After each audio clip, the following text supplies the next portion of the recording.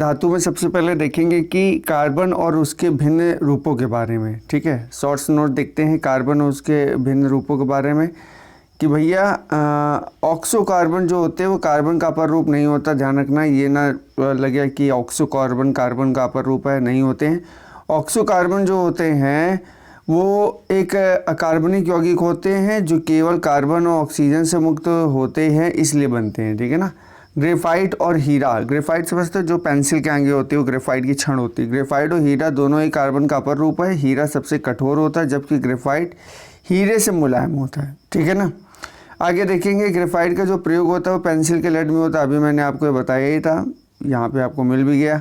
ठीक है। इसके बाद में देखेंगे बंगमिस्टर फुलरीन और गोली फुलरीन अणु जो होते हैं वो कार्बन का अपर रूप होते हैं। इसका जो फॉर्मूला होता है वो C60 होता है। इससे 20 षटभुज होते हैं और 12 पंचभुजों से निर्मित एक यौगिक की संरचना में कार्बन परमाणु बहुफलीय संरचना के आबाद होते हैं। आगे देखेंगे कोयले की खनिज को कार्बन की प्रतिशतता के माध्यम से इसको बांटा गया है कि जिसमें जितना कार्बन उस हिसाब से वो कोयला उतना इम्पोर्टेंट। जैसे लिग्नाइट कोयला है 25 से 35, सब बिटुमिनस है 35 से 45 और बिटुमिनस है 45 से 85 और एंथ्रासाइड है 85 से अधिक। कहा जाता है कि हीरे को काटने के लिए हम लोग किसका यूज़ करते हैं? कांच का यूज़ करते हैं। अगर नहीं पता है तो जहाँ पर शीशे कटते हैं, माफ़ कीजिएगा, जहाँ पे कांच कटता है, हीरा कटता है, वहाँ पे देख सकते हैं। नहीं तो जहाँ शीशा कटता है, शीशे को काटने के लिए हीरे की ज़रूरत होती है और हीरे का उपयोग कांच को काटने में करते। देखिए ये चीज़ लिखी यहाँ पे कि हीरे का जो उपयोग करते हैं वो किसके लिए करते हैं? कांच को काटने के लिए। माफ़ कीजिएगा, अभी मैंने शायद बोल दिया था हीरे को काटने के लिए, गलत था। हीरे का उपयोग करते हैं कांच को काटने के लिए, उस पर उत्कीर्ण करने या खरोचने में होता है। ठीक है ना। हाइड्रोफ्लोरिक अम्ल जो होता है जिसको बोलते हैं HF का प्रयोग भी कांच पर उत्कीर्ण करने एवं खरोचने के लिए होता है। कांच हाइड्रोफ्लोरिक अम्ल जिसको HF में घुलनशील और सिलिकेट होते हैं, इसके कारण HF का भंडारण कांच के बर्तन में नहीं किया जा सकता है। ठीक है, बहुत इंपॉर्टेंट है। अब आते हैं कुछ इंपॉर्टेंट फैक्ट जो ऐसे रटाए आते हैं। देखिए कैरेट क्या होता है, सबसे पहले कैरेट समझ लीजिए। कैरेट चलता है आपका गोल्ड में, मोस्टली गोल्ड में चलता है। उसके बाद आपको पता होगा कुछ ISI मार्क है जो इलेक्ट्रिक जो होम अप्लायंस होते हैं उसमें काम करता है। उसके बाद आपका कुछ ये इको मार्क होते हैं। इको मार्क किस में होते हैं? इको मार्क खाद्य वाली चीज़ों में होते हैं, जैसे मसाले हैं यहाँ पर, वहाँ पे ISI मार्क नहीं चलेगा, वहाँ पे खाद्य मार्क चलेगा। ठीक है। और एक और होता है साइन जिसको मुझे याद नहीं आ रहा, लेकिन उसका साइन मुझे याद आ रहा है। कहिए तो मैं बना देता हूँ, तो आप क्या कहेंगे, मैं खुद ही बना देता हूँ। देखिए ये है और ये ऐसे एक लोटा टाइप का बना होता है। ठीक है ना, ऐसे करके ऐसे। ठीक है, लोटा टाइप का होता है। ये जो फिगर वो किसके काम आता है? वो आता है इन्वायरमेंट के। ये दिखाता है इन्वायरमेंट कितना सेफ़ है, ये मतलब ये इको फ्रेंडली चीज़ है कि नहीं, ये प्रोडक्ट इको फ्रेंडली है कि नहीं, उस पर ये साइन दिया जाता है। ठीक है ना। तो इसको मुझे बताना था तो मैंने बता दिया, आपको सीखना है तो सीख लीजिएगा। 1 कैरेट बराबर होता है 0.2 ग्राम होता है। 0.2 ग्राम बराबर होता है 200 मिलीग्राम। ठीक है ना। आगे यदि हम लोग बढ़ेंगे तो आगे देखेंगे कि भाई जो ग्रेफाइट है सिलिकेट काले रंग का चिकना चमकदार कार्बनिक पदार्थ होता है जो कि ग्रेफाइट चूड़ का उपयोग करके भारी मशीनों में स्नेहक के रूप में काम करते हैं। स्नेहक का मतलब समझते हैं लुब्रिकेंट के रूप में। ठोस कार्बन हाइड्रोक्साइड को शुष्क बर्फ या शुष्क हिम कहा जाता है। यह बर्फ या गर्म करने पर सीधे गैस में परिवर्तित हो जाता है। इसका जो उपयोग होता है वो आइसक्रीम के निर्माण में तथा प्रभावशाली शीतलक के रूप में किया जाता है। ठीक है। आगे बढ़ेंगे हम लोग, आगे देखेंगे कि प्रश्न कोश में सबसे पहला प्रश्न है निम्नलिखित तत्वों में से कौन सा सर्वाधिक यौगिक निर्माण करता है? तो ऑप्शन नंबर हो जाएगा बी। क्या निम्नलिखित में से कौन सा सर्वाधिक यौगिक निर्माण करता है? तो ऑप्शन नंबर हो गया आपका बी। आगे देखेंगे उपयुक्त तत्वों में सबसे सर्वाधिक यौगिक निर्माण करने की जो क्षमता होती है वो कार्बन के अंदर होती है। निम्नलिखित में से किसमें कार्बन नहीं है? तो भैया हीरे में होता है, ग्रेफाइट में होता है, कोयले में भी होता है। तो उपरोक्त में से कोई नहीं, क्योंकि कोयले को तो कैटेगराइज ही किया जाता है, एंथ्रासाइड कोयला, बिटुमिनस कोयला। ठीक है, ये सारे जो कोयले को कैटेगराइज किया जाता है। तो एक्सप्लेनेशन देखते हैं कि भैया हीरा कार्बन का एक अपर रूप है। इसका जो अपेक्षित घनत्व 0.3 घनत्व होता है। ग्रेफाइट स्लेटी काले रंग का चिकना चमकदार कार्बन पदार्थ होता है जिसका जो अपेक्षित घनत्व होता है 2.25 होता है। जबकि कोयले का एक ठोस कार्बनिक पदार्थ है जिसका ईंधन के रूप में प्रयोग किया जाता है। ठीक है, आगे बढ़ेंगे हम लोग, देखेंगे निम्नलिखित में से कौन केवल कार्बन से बना हुआ है। तो सही इसका आंसर क्या हो जाएगा, सी, केवल कार्बन से बना हुआ है। इसमें हालांकि है तो कार्बन पेंसिल से भी बना हुआ है, लेकिन वो उसका अपर रूप है। ग्राफीन जो है सीधा सीधा कार्बन से बना हुआ है, ये आप भी याद रखो, हम भी याद रखेंगे। ग्राफीन क्या होता है, ग्राफीन देखिए कार्बन का एक नैनो प्रतिक्रम होता है। तो बी ऑप्शन बिल्कुल सही है। इसको रटने वाली चीज़ है, यहाँ पे कोई कहे कि हमको समझा दो तो भैया किताब पढ़ो, एनसीईआरटी पढ़ो या इसकी बेसिक कोई बुक पढ़ो। ठीक है, ये क्वेश्चन चल रहा है, यहाँ पे उतनी जानकारी आपको मिलेगी जितनी क्वेश्चन के पॉइंट ऑफ व्यू से इंपॉर्टेंट है। ग्राफीन एक अणु की मोटाई वाले सामान्य कार्बन की एक पतली परत होती है जिसके नैनो प्रौद्योगिकी के क्षेत्र में महत्वपूर्ण योगदान अनुप्रयोग है। अधोलिखित में से कौन से कार्बन का एक अपर रूप नहीं है, तो वो है ऑक्सो कार्बन, इसका एक अपर रूप नहीं है। ऑक्सो कार्बन कार्बन का एक अपर रूप नहीं है, ये बड़ों सबको पता है। ऑक्सो कार्बन एक अकार्बनिक यौगिक होता है जो केवल कार्बन और ऑक्सीजन से युक्त होता है। ये बात ध्यान रखनी है, रट लेनी। पेंसिल का लेड कैसा है, ग्रेफाइट का, ये तो आग बंद करके लगा सकते हो। तो ऑप्शन नंबर ए हो जाएगा। ग्रेफाइट वही जो पेंसिल के क्षण में होती है, जिससे वो काला काला तुम ऐसे ऐसे लिखते हो ना, वही है। तो ग्रेफाइट एवं हीरा दोनों ही कार्बन के अपर रूप है। हीरा सबसे कठोर होता है, जबकि ग्रेफाइट क्या होता है, हीरे से मुलायम होता है। 50 बार अभी नोट्स में ही पढ़ चुके हैं। ग्रेफाइट का उपयोग पेंसिल की लेड बनाने में किया जाता है, ग्रेफाइट का प्रयोग। और ग्रेफाइट और हीरा क्या होता है, कार्बन के अपर रूप है, ना कि कार्बन है पूरा। ठीक है, लेड पेंसिल में होता है, बिल्कुल होता है, लेड पेंसिल में होता है, उसको किसका होता है, ग्रेफाइट का होता है। Option number C. निम्नलिखित में से किसे स्नेहक या लुब्रिकेंट के रूप में भी प्रयोग किया जाता है, तो वो होता है ग्रेफाइट। तो ऑप्शन नंबर हो जाएगा इसका बी, माफ कीजिएगा बी, नहीं तो आप कहेंगे लो डी पे लगा दिया। ठीक है, ग्रेफाइट कार्बन का शुद्ध क्रिस्टलीय अपर रूप होता है। यह स्नेहक के रूप में भी प्रयोग किया जाता है। इसके क्रिस्टल में कार्बन परमाणु समषष्ठभुजों की परतों में व्यवस्थित होते हैं। इनके परतों के मध्य क्षीण वॉन्डरवाल का सिद्धांत याद होगा, 12th में पढ़ा होगा। वॉन्डरवाल का जो एक फोर्स होता है वो उपस्थित होने के कारण इनमें ग्रेफाइट नर्म और स्नेहक होती है। ठीक है, प्रश्न नंबर बढ़ते हैं 9 की तरफ। 9 नंबर का प्रश्न क्या कहता है, 9 नंबर का प्रश्न कहता है कि भाई कार्बन के तीसरी अपर रूप की खोज 3 वैज्ञानिकों ने की टीम द्वारा की गई थी, जिन्हें रसायन शास्त्र के नोबेल प्राइज से सम्मानित किया गया है, जिसको चिन्हित किया गया है जो इस टीम में सम्मिलित नहीं है। तो वो है कौन सा, फेमेन, जो इस टीम में सम्मिलित नहीं है। थोड़ा सा एक्सप्लेनेशन देखते हैं। देखिए 1996 का समय था। रॉबर्ट एफ कर्ल जो कि अमेरिका के थे, और सर हेराल्ड डब्ल्यू क्रोटो पूरा नाम है इनका, ब्रिटेन के थे। रिचर्ड ई स्माइले, ये इन्होंने क्या मिलकर कार्बन का एक अपर रूप खोजा। ठीक है, जो कि क्या थे, कार्बन के अपर रूप थे, माफ कीजिएगा, ये क्या थे, रिचर्ड ई स्मॉले की फुलरीन्स, ये कार्बन की अपर रूप थी। इसकी खोज के लिए रासायनिक विज्ञान के नोबेल पुरस्कार से सम्मानित किया गया था। फुलरिन कार्बन का एक अपर रूप होता है जिसमें पूर्ण रूप से कार्बन के अणु संघनित होते हैं। इसका जो अणु होता है वो C60 होता है। वैज्ञानिक रिचर्ड बकमिंस्टर फुलर के नाम पर इसका नाम फुलरीन रखा गया है। ठीक है, ये बात याद रखने वाली बात है। बकमिंस्टर फुलरीन देखेंगे। बकमिंस्टर फुलरीन के बारे में क्या है कि कार्बन यौगिक का एक रूप है जिसमें 60 कार्बन परमाणु का एक गुच्छा होता है जो परस्पर पंचभुज षष्ठभुज से बने बहुफलीय संरचना से जुड़े होते हैं। ऑप्शन नंबर हो गया इसका ए राइट आंसर। ठीक है, आगे बढ़ेंगे। बकमिंस्टर फुलरीन एक कोलीय फुलरीन परमाणु होते हैं जिनको कार्बन का एक अपर रूप बोलते हैं, जिसका जो सूत्र होता है वो होता है 60 या 60 लिखा हुआ है। ठीक है ना, 20 षटभुजों और 12 पंचभुजों से निर्मित इस यौगिक की संरचना में कार्बन परमाणु बहुफलीय संरचना से आबद्ध होती है। प्रश्न नंबर आते हैं 11 पे। निम्नलिखित में से युग्मों में से कौन सा एक युग्म सम्मिलित नहीं है, तो ऑप्शन नंबर क्या हो जाएगा, यहाँ पर डी हो जाएगा सही कि भाई फुलरीन का यूज जो होता है वो फ्लोरी युक्त कार्बन यौगिकों में होता है। ये UPPCS के मेंस में आया है।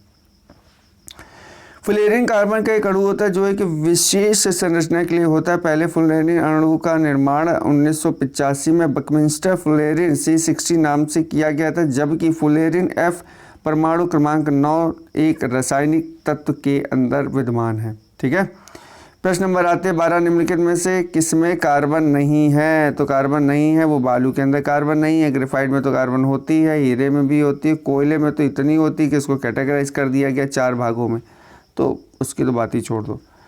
हीरा जो होता है वो कार्बन का क्या है? एक अपर रूप है, एक क्रिस्टलीय अपर रूप है। इसका जो अपेक्षिक घनत्व होता है वो 3.5 होता है। ग्रेफाइट होता है कार्बन का क्रिस्टलीय अपर रूप होता है जो कि स्लेटी काले रंग का चिकना चमकदार होता है, जबकि कोयले का एक ठोस कार्बनिक पदार्थ होता है जिसको ईंधन के रूप में इसका यूज़ किया जाता है। ऑप्शन नंबर देखते हैं 13 पे, निम्नलिखित में से किसमें कार्बन मिलता है? तो कार्बन किसमें मिलेगा? लिग्नाइट में मिलेगा, बिल्कुल सही बात है। कोयले की खनिजों को कार्बन की प्रतिशत मात्रा के आधार पर मुख्यतः 4 भागों में बांटा जाता है। सबसे पहला जो भाग है वो है लिग्नाइट, ठीक, 25 से 35, फिर सब बिटुमिनस 35 से 45, बिटुमिनस 45 से 85, एंथ्रासाइट 85 से अधिक, ठीक है। लिग्नाइट एक प्रकार का कोयला जिसमें कार्बन की उपस्थिति रहती है। कोयले के निम्नलिखित प्रकारों में से किस एक विशेष प्रकारों की अपेक्षा अधिक प्रतिशत कार्बन अंश होता है? तो वो है एंथ्रासाइट, ऑप्शन नंबर डी। प्रश्न नंबर 15, कार्बन की मात्रा अधिकतम होती है किसके अंदर होती है? वो होती है ढलुआ लोहे के अंदर, बिल्कुल सही है, जिसको हम लोग पिग आयरन बोलते हो। कितनी होती है? 3.5 से 4.5%। याद रखना ये फैक्चुअल चीज़ें हैं, अब ये मत कहो कि इसमें को पढ़ाओ, क्योंकि पढ़ना है तो भैया एनसीईआरटी तैयार करो, बेसिक खुद से तैयार करो, क्योंकि घटना चक्र चल रहा है। जो दिए गए विकल्पों में पिटवा लोहा 0.04 से 0.08 तक, स्टील के अंदर 1.5%, मिश्र धातु के अंदर 1.1 से लेकर 1% से अधिक होती है, ठीक है। प्रश्न नंबर चलेंगे हम लोग 16 पे, निम्नलिखित में से कौन सा रवा क्रिस्टल नहीं है? तो रवा क्रिस्टल कौन सा नहीं है? गंधक नहीं है, ऑप्शन नंबर हो गया आपका सी। नमक, चीनी, हीरा, क्वार्ट्ज, बर्फ, ग्रेफाइट इत्यादि क्रिस्टल के श्रेणी में आते हैं, जबकि गंधक क्रिस्टल की श्रेणी में आता ही नहीं है, ठीक है। प्रश्न नंबर आते 17, निम्नलिखित कथनों पर विचार करना है। क्या क्या विचार करना है निम्नलिखित कथनों पर? कांच का उत्कीर्ण किया गया या खरोचा जा सकता है? किससे खरोचा जा सकता है? हीरे से, बिल्कुल सही बात है, हीरे से तो खरोचा ही जा सकता है। और किससे खरोचा जा सकता है? और खरोचा जा सकता है आपके हाइड्रोफ्लोरिक अम्ल से, हाइड्रोफ्लोरिक अम्ल से, एक्वा से नहीं, ये तो HNO3 और HCl का कॉम्बिनेशन होता है, यही है, ये बोला चेक कर लेते हैं। ठीक है, वही है, ठीक है। प्रश्न नंबर 18 में आते हैं, हीरे की बिक्री में भार की इकाई कैरेट में होती है और 1 कैरेट बराबर कितने मिलीग्राम की होता है? देखो भैया, बहुत दिमागदार क्वेश्चन, हर बार कैरेट पूछते हैं, तो 1 कैरेट बराबर होता है 200 ग्राम के, 200 मिलीग्राम के, 200 ग्राम तो बहुत हो जाएगा, ठीक है। तो ये है 1 कैरेट बराबर 0.2 ग्राम, 0.2 ग्राम बराबर 200 मिलीग्राम, ठीक है। प्रश्न नंबर आते हैं 19 में, ग्राफीन आजकल प्रायः सुर्खियों में रहता है, इसका क्या महत्व? ग्राफीन, ठीक है, वह एक द्विआयामी पदार्थ है जिसकी विद्युत चालकता उत्तम होती है, बिल्कुल सच बात है। ग्राफीन के बारे में आप केमिस्ट्री पढ़ेंगे तो समझ नहीं आएगा आपको, ठीक है ना। अब तक जांचे गए सबसे शक्तिशाली पदार्थ है। तनु का मतलब समझते हैं सबसे एसिटिक है, ये भी बात सही है। आगे देखते हैं, वह पूर्णतः सिलिकॉन से बना होता है, उसकी चार्जुकता पारदर्शी होती है, ये बात बिल्कुल गलत है, अभी एक्सप्लेनेशन में आप देख लीजिएगा। और इसका टच स्क्रीन LCD और कार्बनिक LED के लिए चालक इलेक्ट्रोड के रूप में प्रयोग किया जाता है, बिल्कुल सही बात है। अब आपको समझ में आ गया होगा ना, जो टच स्क्रीन बोर्ड होते हैं ना, उसमें इसका यूज़ होता है, ठीक है। देखिए, ग्राफीन एक अणु की एक मोटाई वाला एक समान कार्बन की एक पतली जो क्या है परत है, जो कि विलक्षण गुण प्रदर्शित करती है। इसकी खोज मैनचेस्टर विश्वविद्यालय में कार्यरत 2 वैज्ञानिकों ने, जिनका नाम था आंद्रे जीन्स और नाम था ओस्टार्टिन ने वर्ष, देखिए ग्राफीन के आश्चर्यजनक जो गुण थे, इसी की वजह से जब इन्होंने इसको रेखांकित किया ना, तो 2010 में इनको भौतिक का नोबेल प्राइज़ मिला। भैया ये जो डिजिटल टीवी है जो आ रही है ना, टच स्क्रीन लैपटॉप, ये सब इन्हीं की यूज़ है ग्राफीन की वजह से। और ये कड़वू की मोटी सी परत होती है जिसको उसके स्क्रीन पर लगा दिया जाता है, ठीक है ना। जीन और नोवोसेलोव ने ग्राफीन को ग्रेफाइट के एक टुकड़े से निष्कासित कर दिया था, ठीक है। निष्कासित किया था तथा ग्राफीन एक द्विआयामी तत्व होता है कि द्विआयामी होने के फायदे क्या होते हैं, जिसमें कि विद्युत इलेक्ट्रिसिटी को नियंत्रित करना। त्रिविम मतलब 3D तत्वों की तुलना में ज़्यादा सरल होता है। ग्राफीन न केवल बेहद पतला होता है बल्कि अब तक खोजे गए पदार्थों में सबसे मजबूत भी है। विद्युत का जो होता है वो संवाहक होने के साथ साथ इसमें तांबे के भी गुण होते हैं, या लगभग पारदर्शी होता है। इसके बावजूद ये इतना घना है कि सबसे छोटा गैस का अणु हीलियम भी इससे होकर गुजर नहीं सकता। आप सोचिए, इतना छोटा, इतना मजबूत। ग्राफीन का इस्तेमाल computer chip, communication device, touch screen आदि में किया जाता है। निम्नलिखित में से सबसे ज़्यादा मजबूत कौन सा है? तो बस अभी हम लोग ऊपर पढ़े ना, ग्राफीन, याद रखना। निम्नलिखित में से बताया गया है कि भाई विचार करें कि नीचे दिए गए कूट में से कौन सा सही है। भाई सबसे पहले देखिए, कैल्शियम सल्फेट की उपस्थिति जल की कठोर बना देती है एवं वह उपयोग योग्य नहीं रहता। बिल्कुल बात सही है। हीरा जो है तांबा व लोहे से कठोर होता। बिल्कुल बात सही है। वायु का मुख्य घटक ऑक्सीजन है। गलत है भैया, वायु का मुख्य घटक ऑक्सीजन नहीं, बहुत सारे, नाइट्रोजन भी है उसमें। नाइट्रोजन वनस्पति घी के निर्माण में प्रयुक्त होता है। नाइट्रोजन वनस्पति के घी के निर्माण में प्रयुक्त होता है। क्या पूछा था? सही उत्तर बताना है, तो नहीं होता भाई, तो पहला दूसरा ही सही है इसका। ठीक है, थोड़ा सा एक्सप्लेनेशन हम बोल ही दे रहे हैं। अब कैल्शियम सल्फेट की उपस्थिति में जल की स्थायी कठोरता हो जाती है। बिल्कुल सही बात। देखिए, जो कठोर होगा तो उसमें क्या होगा? फेना नहीं आएगा। तो वो क्या होगा कि कैल्शियम सिलिकेट की उपस्थिति होगी। इसमें घुले रहने से जल को उबालने पर भी इसका एक स्थायी कठोरता दूर नहीं होती है। जल को उबालेंगे, इसका उपयोग के योग्य ही नहीं रहता है। हीरा सबसे कठोर होता है, यह किसी द्रव में नहीं घुलता। इस पर अम्ल क्षार का कोई भी इफेक्ट पड़ता ही नहीं है। वायु जो होती है वो विभिन्न गैसों का एक मिश्रण होती है, जिसमें सर्वाधिक मात्रा में नाइट्रोजन होती है, सबसे ज़्यादा मात्रा में नाइट्रोजन होती है। तथा वनस्पति घी के निर्माण में नाइट्रोजन नहीं बल्कि हाइड्रोजन का यूज़ किया जाता है। ठीक है, तो ये भी यहाँ से बात ध्यान रखिएगा। भारी मशीनों के उपयोग में जो स्नेहक के रूप में किसका यूज़ करते हैं? ग्रेफाइट का यूज़ करते हैं। देखो, हमें लगता है ग्रेफाइट का यूज़ सिर्फ होता है लिखने में ही लेकिन किस में भी होता है? भारी मशीनों के उपयोग में लुब्रिकेंट के रूप में भी होता है। ग्रेफाइट जो होता है वो देखिए स्लेटी काले रंग का एक चिकना परतदार कार्बन का एक पदार्थ होता है। ये कार्बन का एक अपर रूप है और ग्रेफाइट चूर्ण का उपयोग भारी मशीनों में स्नेहक के रूप में किया जाता है। ये भी बात ध्यान रखनी है। निम्नलिखित में से किसे शुष्क बर्फ बोलते हैं? तो बच्चों को पता है, ठोस कार्बन डाइऑक्साइड बिल्कुल होता है। देखिए, ठोस कार्बन डाइऑक्साइड को शुष्क बर्फ या शुष्क हिम भी कहा जाता है। हिम माने भी बर्फ ही होता है, पर्यायवाची है ये इसका। या गर्म करने पर सीधा क्या हो जाता है? गैस में परिवर्तित हो जाता है। इसका जो उपयोग होता है आइसक्रीम के निर्माण में तथा प्रभावकारी शीतलक के रूप में किया जाता है। समझे? अरे वो जो देखा होगा शादियों में धुआं नहीं निकलता है, ये ठोस कार्बन डाइऑक्साइड की वजह से निकलता है। ठीक है, निम्नलिखित में से कौन सा सूखा है? बस वही वापस से रिपीट है, कहाँ है? ठोस carbon dioxide, option number D लगाओ बस। प्रश्न नंबर 24 के बाद आते हैं प्रश्न नंबर 25 पे। 25 नंबर का, रासायनिक रूप से सूखी बर्फ देखो कितना रिपीट हो रहा है। ठोस बर्फ कौन सा? Carbon dioxide, option number 1। 1 minute, ठोस कार्बन डाइऑक्साइड गलत लगा दिया, सल्फर डाइऑक्साइड पर लगा दिया, डी। शुष्क बर्फ क्या है? शुष्क बर्फों में देखेंगे हम लोग तो कार्बन डाइऑक्साइड है, तो ऑप्शन नंबर बी। ठीक है, शुष्क बर्फ देखो कितना रिपीट हो रहा है यार। ये देखो ठोस कार्बन डाइऑक्साइड है, सी। अभी भी नहीं कर पाओ तो फिर कब कर पाओगे? निम्नलिखित धातु में से कौन सा एक विद्युत का मंद चालक नहीं है? तो ऑप्शन नंबर हो गया बी, ये है सिलीनियम। एक मंद चालक नहीं, मंद मतलब धीरा चालक नहीं है। देखो, जो विद्युत है, विद्युत का जो चालक है धातुत्व गुण पे होता है। किसी वर्ग में नीचे की ओर जाने पर धातुत्व जो प्रकृति है वो बढ़ती है और किसी वर्ग में बाएं से दाएं जाने पर हीलियम धातुत्व गुण घटता है। अतः उपयुक्त में सर्वाधिक विद्युत चालक जो है वो सिलीनियम है। सिलीनियम एक प्रकार का धातु होता है। भूरा सिलीनियम एक अर्धचालक होता है। यह अंधेरे की अपेक्षा प्रकाश में विद्युत का अच्छी प्रकार चालन करता है। इसकी जो खोज थी 1870 में स्वीडन के एक रसायन वैज्ञानिक थे जिनका नाम था बरोन जोन्स जैकब, उन्होंने किया था। किसकी खोज करी थी? बरोन जोन्स जैकब ने। तो आपको सिलिकॉन की करी थी। सिलिकॉन इज सिलीनियस की। ठीक है, सिलीनियस।